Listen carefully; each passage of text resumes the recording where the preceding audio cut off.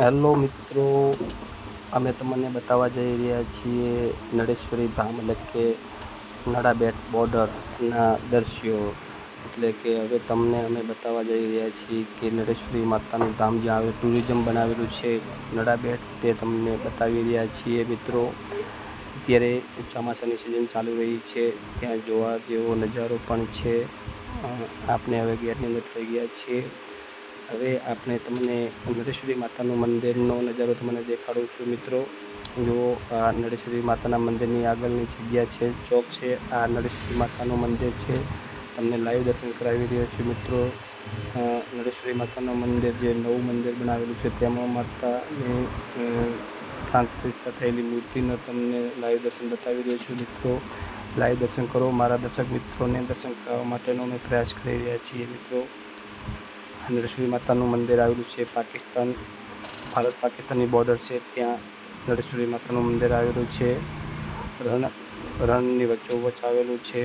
આ તમને દ્રશ્યો બતાવી રહ્યો છું મંદિરના. આ મંદિર છે મિત્રો, દેખો.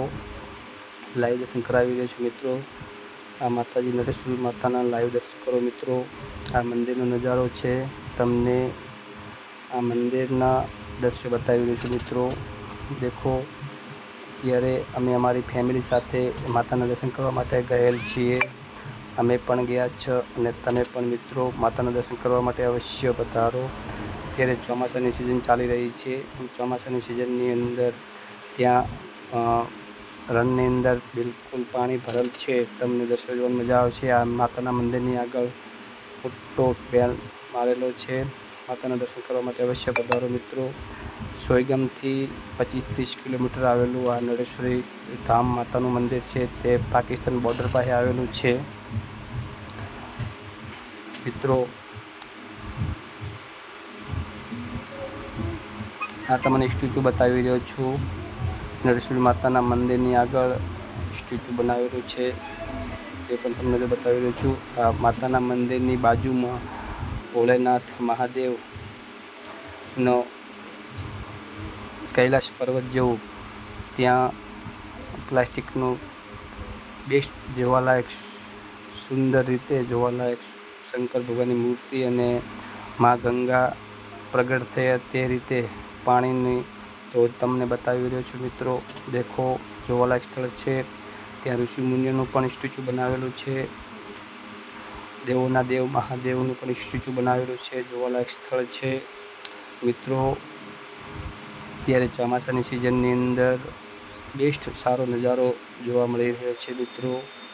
તમને આ બધા દ્રશ્યો યુટ્યુબથી માધ્યમથી મારા દર્શક મિત્રોને બતાવવાનો પ્રયત્ન કરી રહ્યો છું મિત્રો. આ ગંગા મૈયાનું સ્ટેચ્યુ બનાવેલું છે. મા ગંગા પ્રગટ કેવી રીતે થયા હતા તે ઋષિઓ મહાઋષિઓનું સ્થાન આપેલું છે. બેસ્ટ નજારો સારો જોવાનો લાયક છે મિત્રો. અવશ્ય પધારો. મા નળેશ્વરીના ધામમાં સોયગામથી 20-25 કિલોમીટર દૂર આવેલું આ મંદિર છે.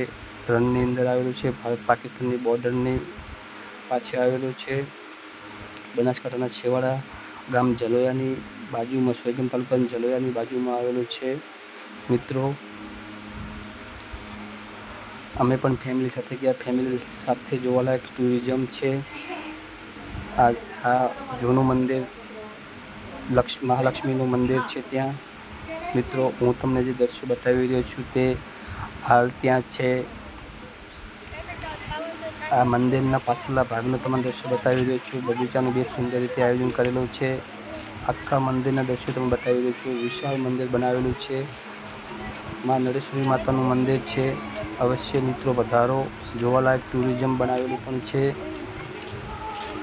ત્યાં છોકરાને બાળકોને રમવા માટે ત્યાં એક વન પણ બનાવેલું છે, કુલદીપ વન બનાવેલું છે. ત્યાં લપસણી છે, હિંચકાઓ છે, બગીચો છે, બેસવા માટે, સેલ્ફી લેવા માટેના પણ ત્યાં બેસ્ટ જોવાલાયક સ્થળ અને વિડીયો શૂટિંગ કરે એવું પણ ત્યાં બેસ્ટ રીતે બનાવેલું છે.